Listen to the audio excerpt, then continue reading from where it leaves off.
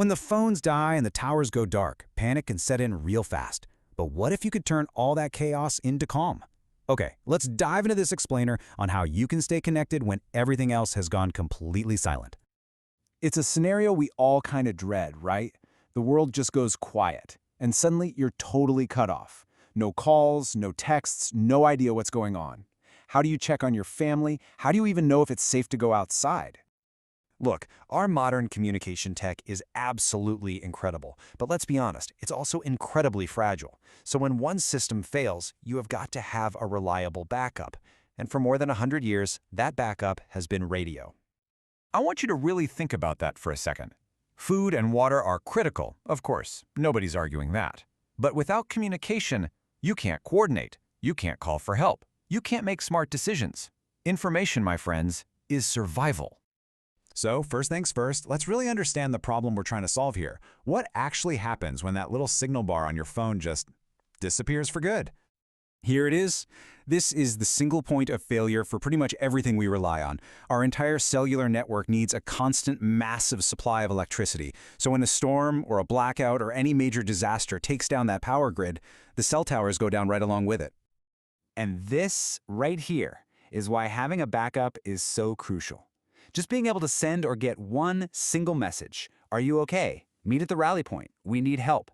That one little piece of information can transform a totally chaotic situation into something you can actually manage. It brings back a sense of order. Okay, so we've laid out the problem pretty clearly. So what's the solution? Well, it's a piece of technology that's been proven time and time again for decades: radio. Now, the world of radios can seem really intimidating from the outside, but it absolutely doesn't have to be. We're going to use a super simple analogy here: a ladder.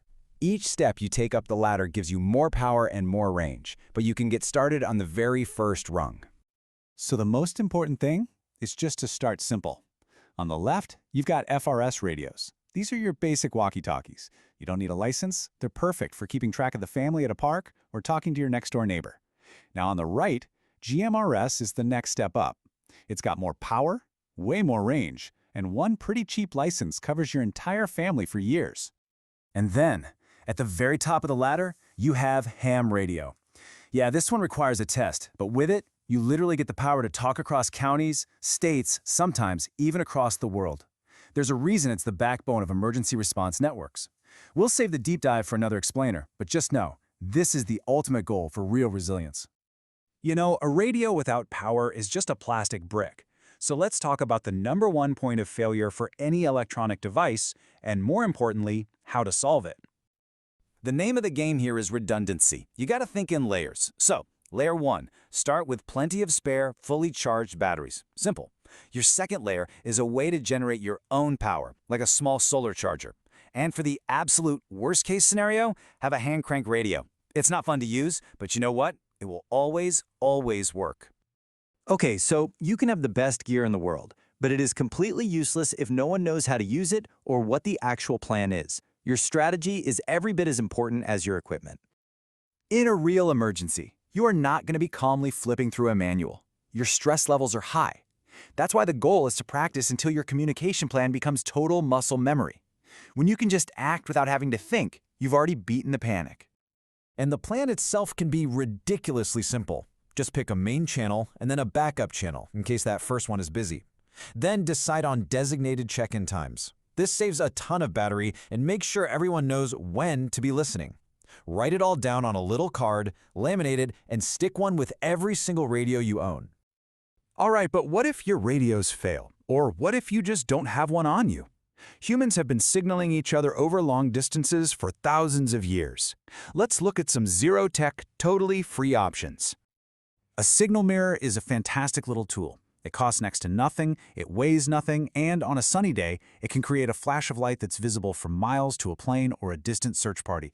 It's a simple but potentially life-saving piece of kit.